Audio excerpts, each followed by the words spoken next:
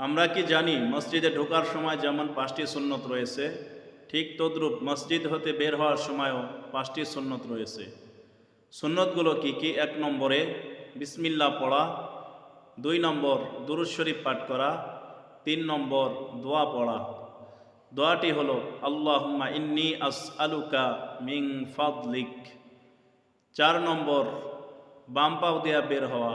5 নম্বর ডান পায়ের জুতা আগে পরিধান করা। বিসমিল্লাহ, দুরূদ শরীফ এবং দোয়া তিনটিকে একসাথে এভাবেও বলা যায়, বিসমিল্লাহি ওয়াসসালাতু ওয়াসসালামু আলা রাসূলিল্লাহ আল্লাহুম্মা ইন্নী আসআলুকা মিন ফাদলিক।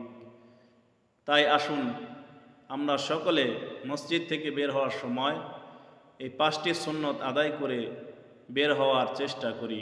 আল্লাহ তাআলা আমাদের সকলকে আমল করার তৌফিক দান করুন। আমিন।